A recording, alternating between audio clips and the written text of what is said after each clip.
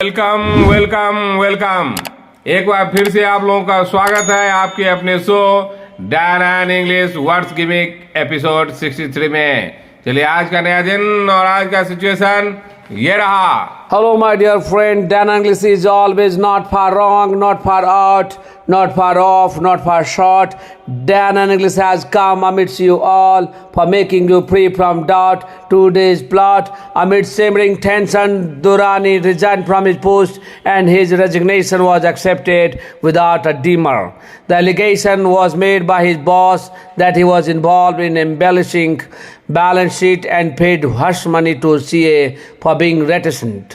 Since then, Durrani started to bridle and working with waning enthusiasm and finally resigned. चलिए आज का ये situation entirely different. जो कामकाज के ऑफिस में वगैरह में ऐसा देखते होंगे, किसी कंपनी में ऐसा होता है, उस पर आधारित ये सिचुएशन। और इसमें जितना भी हम वर्ड यूज किए हैं, शुरुआत करते हैं इसका एक्सप्लेनेशन विथ एग्जांपल। और आज का पहला वर्ड ये रहा, दैट इज सिमर। देखिए एस के ऊपर लकीर है तो इसका वाला एस पे जोड़ देना होगा। आई मीन्स हर्षी और ई जब उल्टा लिखा हुआ रहता है दैट इज और चिपक के एक लकीर देखिए छोटा सा है दैट इज रॉ। तो ये हो गया सिमर।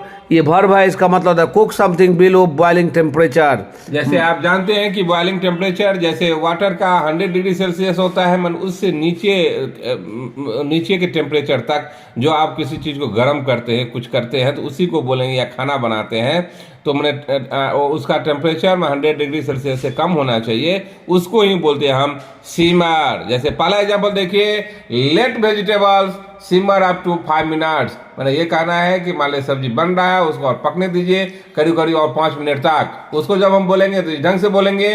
और दूसरा अर्थ देखिए, डिसएग्रीमेंट ग्रोज स्ट्रॉन्गर। मान लीजिए किसी से आपको नहीं बनता हो, अनबन हो रहा है, और जो आपका जो उसके साथ जो डिसएग्रीमेंट था, असहमति जो है वो दिनों दिन बढ़ते ही जा रहा है और मजबूत होते जा रहा है असहमति, उसको बोलते हैं हम सिमर। जैसे एग्जांपल से क्लियर कीजिए। Disagreement was simmering between Upendra Kushwaha and Nitish Kumar in the wake of Kushwaha's meeting with Amit Shah. जैसे आप जानते हैं कि ये जो डिसएग्रीमेंट, जो असहमति जो था, उपेंद्र कुशवाहा और नीतीश कुमार के बीच में बढ़ गया। वो कब हुआ? जब कुशवाहा जी का जो मीटिंग जो था अमित शाह जी के साथ जब दिल्ली में हुआ, तो उसके बाद ये घटना शुरू हो गया और फाइनली आउटकम भी अभी आ गया है, लेकिन मैं इसको बताना चाहा तो इसलिए मैं बोला कि disagreement was simmering between Upendra Kushwaha and Nitish Kumar in the wake of Kushwaha meeting with Amit Shah. और ये जब नॉन होता है तो इसका अर्थ सिमिलर होता है, टेम्परेचर बिलो बॉइलिंग पॉइंट।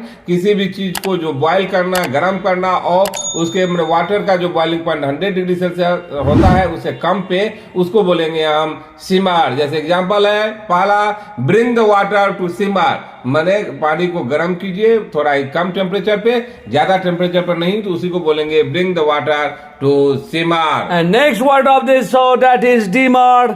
देखिए डी एम इज होता है, डी एम पे लकीर है, ऊपर लकीर है मतलब एम पे जोड़ देना होगा, और 3 जैसा है दैट इज और उससे चिपक एक लकीर है दैट इज रॉ।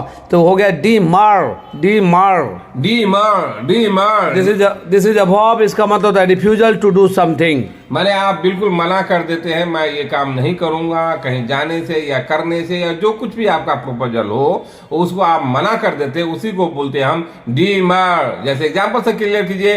पहला example, Ram vehemently demurred my supplication. जैसे राम जो है बिल्कुल मुझे ब्लंटली मना कर दिया, मेरा जो मैं आप सप्लीकेशन दिया था, मैंने कोई मैं पत्र दिया था कि इसको स्वीकार कीजिए, इस पे आप गौर फरमाइए, लेकिन उसको बिल्कुल ही मना कर दिया, उसी को मैं बोला Ram vehemently demurred my supplication. And second example is, no one has dare to demur the verdict of Supreme Court. जैसे आप जानते हैं कि लॉ के क्षेत्र में खास करके सुप्रीम कोर्ट का जो फैसला आता है वही सर्वमान्य होता है, सबको मानना पड़ता है। तो यही मैं बोला कि सुप्रीम कोर्ट का जो फैसला वो कोई उसको मना नहीं कर सकता, उसे अस्वीकार नहीं कर सकता। यही मेरा कहना था, no one has dare to demur the verdict of Supreme Court. और ये जब नॉन होता है तो अर्थ सिमिलर होता है, थोड़ा इसका यूजिंग थोड़ा चेंज हो जाता है। एग्जाम्पल से क्लियर कीजिए। Without a demur his proposal was accepted. मैंने बिना रिफ्यूजल का, बिना मैंने असहमति का वो जो प्रपोजल दिया उसको स्वीकार कर लिया गया, उसी को हम बोलेंगे without A demand his proposal was accepted. और आज का नेक्स्ट वर्ड ये रहा, That is allegation. Allegation, this is a noun. देखिए ए जब साथ में आता है तो ए होता है, उसके पहले देखिए नीचे नकीर है, इसको मतलब को सॉफ्ट बोलना पड़ेगा। ई जब उल्टा लिखा हुआ है दैट इज और ई आई ए होता है, और जी के ऊपर लकीर है, इसका मतलब जी पे जोर देना होगा। और सिग्मा जो है दैट इज तालब श, और ई जब उल्टा लिखा तो अ होता है। तो allegation, allegation this is a noun. इसका मतलब होता है ब्लेम, मतलब लांछन लगाना, ब्लेम करना। मैंने आप किसी पे लांछन लगाते हैं, ब्लेम करते हैं, जबकि आपके पास प्रूफ है नहीं, केवल आप बोलते नहीं वो चोर है, ये किया, वो गलत किया, वो किया, लेकिन उसके एंगेज में आपके पास प्रूफ नहीं है, उसी को हम बोलते हैं एलिगेशन। जैसे पहला एग्जांपल देखिए, allegations are made on and off by politician. जैसे आप जानते हैं कि जो पॉलिटिक्स में रहता है, कांग्रेस, बीजेपी और दूसरे दल, एक दल दूसरे दल पे, एक पॉलिटिशियन दूसरे पॉलिटिशियन पे ये ब्लेम करते ही रहता है। वो उसमें संलिप्त है, वो उस गलत काम में संलिप्त था, इसने ये गलत किया, उसने वो गलत किया, तो मैं ये बोला, ये काम अक्सर हाँ पॉलिटिक्स में चलते ही रहता है। एंड सेकेंड एग्जांपल देखिए, Allegation against Manish Sisodia was that he did a scam in liquor policy. जैसे ये देखिए मनीष सिसोदिया जी का जो अभी ईडी सीबीआई जो अरेस्ट कर भी लिया है, अभी तो जेल में है, लेकिन उन पे यही तो एलिगेशन था, यही तो उन पे ब्लेम था, यही तो आदमी का कहना था, क्योंकि ये जो लिकर पॉलिसी जो इसमें जो लागू किए उसमें बहुत धांधली किए, तो इसीलिए मैं बोला कि allegation against Manish Sisodia was that he did a scam in liquor policy. और आज का थर्ड एग्जांपल देखिए, the allegation of corruption was made against Adani.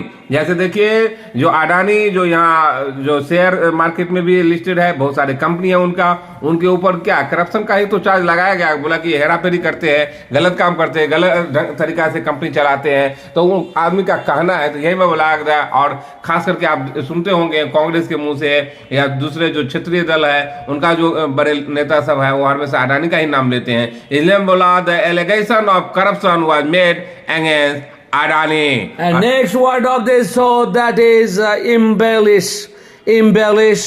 देखिए EIM हो गया, बी के ऊपर लकीर है, दैट इज बी पे जोर देना होगा। ई मीन्स ए, और सिग्मा जैसा जो है वो तालब सा होता है, तो पढ़ेंगे embellish.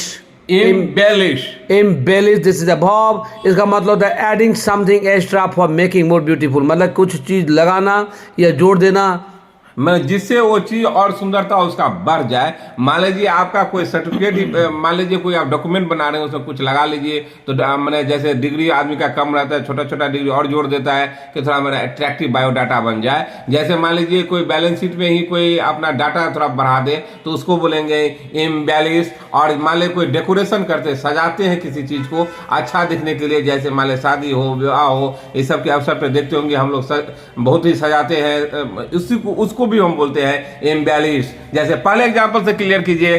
पहला example, Hindenburg एलिज्ड Adani for embellishing his companies balance sheet. Hindenburg, या आप जैसे जानते हैं कि थोड़े दिन पहले ये धूम मचा दिया था अडानी ग्रुप के शेयर पे, और उससे शेयर मार्केट पे भी बहुत असर पड़ा था। जो हिडेनबर्ग जो कि अमेरिका की company, only 3 years old company है, और इन्होंने 30 इयर्स ओल्ड कंपनी अडानी पे एलिगेशन किया था और इस पे लांछन लगा दिया था, क्योंकि अडानी कंपनी में जो बैलेंस शीट में हेराफेरी है वो उसको कुछ बढ़ा चढ़ा के वो दिखाते हैं, जो नहीं भी है उसको भी ऐड करके दिखाते हैं। यही तो एलिगेशन था हिडेनबर्ग का। तो वही मैं बताया कि Hindenburg alleged Adani for embellishing his company's balance sheet. And second example of this verb, the entry gate was embellished by rose petal. जैसे अपने लोग देखते हैं, मान लीजिए कोई समारोह हो, कोई आने वाला विशिष्ट आदमी यदि आने वाले हो, पूरा सजाते हैं और मेन गेट को भी बहुत सजाते हैं। तो वही कहना है कि उनको सजाया गया और बहुत ही डेकोरेट किया गया, सज के तैयार था गेट, उस पर रोज पेटल लगाया गया था। और थर्ड एग्जांपल देखिए,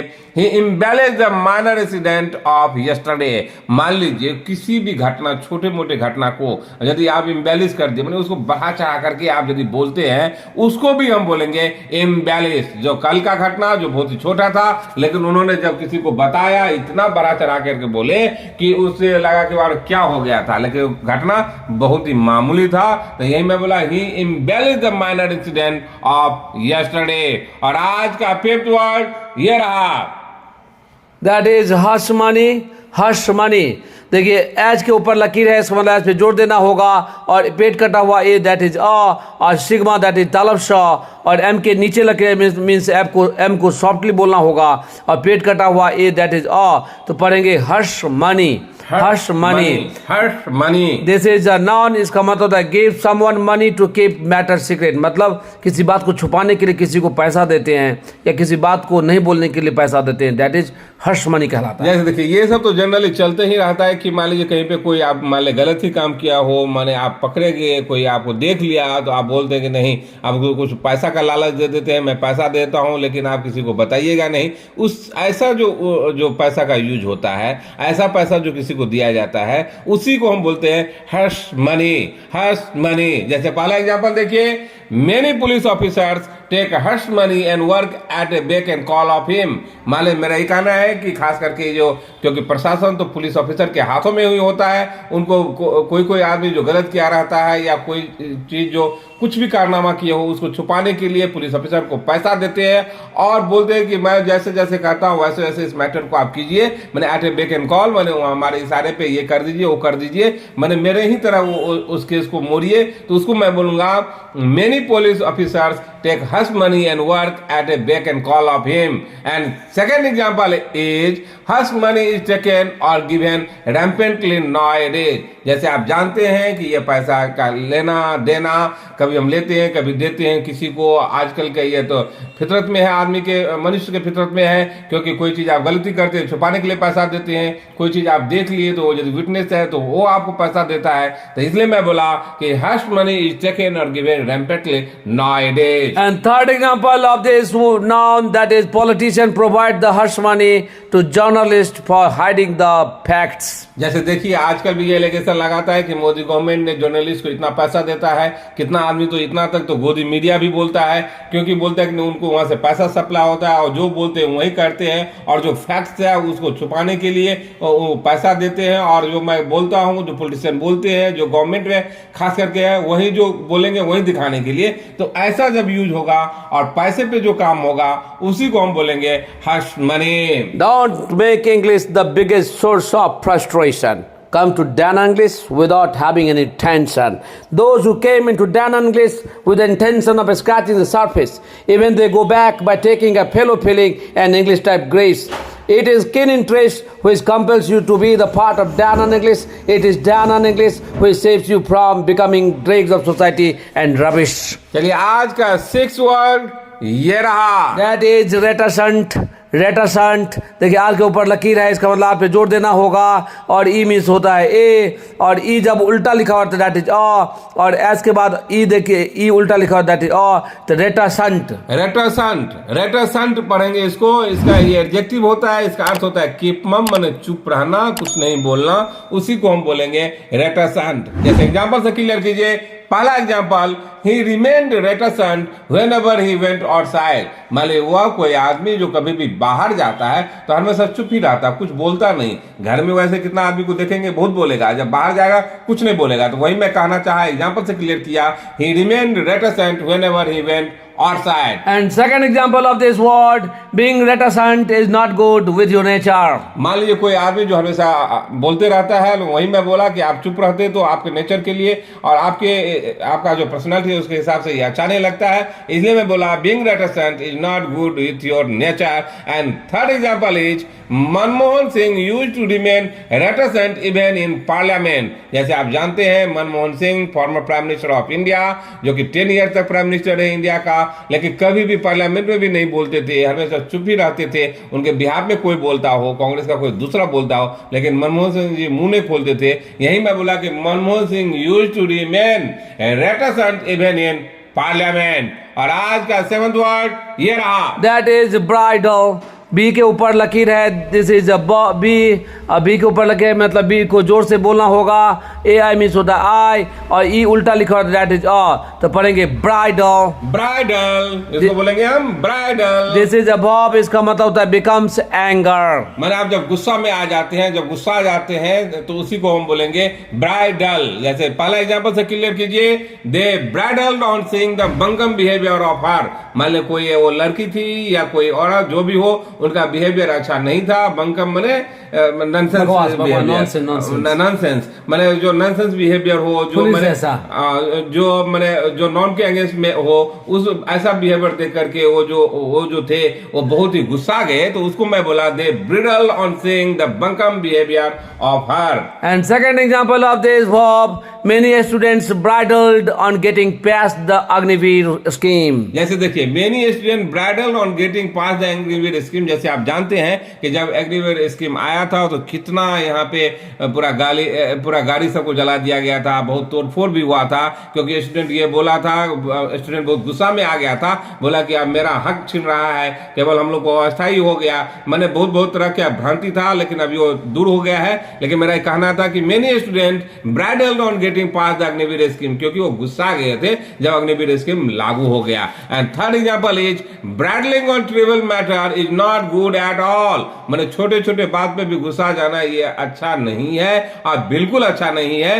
तो उसको जब हम बोलेंगे तो इस ढंग से यूज कीजिए, स्टैंडर्ड वर्ड के साथ बोलिए, bridling on trivial matter is not good at all. और आज का 8 वर्ड ये रहा, दैट इज वेन। वेन देखिए EIAE होता है, और ये सॉफ्टली बोलना होगा wane. This is a verb, wane this is a verb. इसका मतलब है डिक्रीजिंग द स्ट्रेंथ और इन्फ्लुएंस, मतलब पावर या ताकत कम होना, दिन पर दिन कम होता है। मान लीजिए प्रभाव शक्ति जो था, प्रभाव जो उनका था वो कम हो रहा है, या जो मजबूती हो वो भी कम होता हो, तो उसी को हम बोलेंगे वेन। जैसे पहला एग्जांपल से क्लियर कीजिए, even after 9 years at helm no waning of popularity of Modi ji. मेरा ये कहना है कि अभी 9 साल के आसपास हो गया है, शायद क्रॉस भी कर गया हो।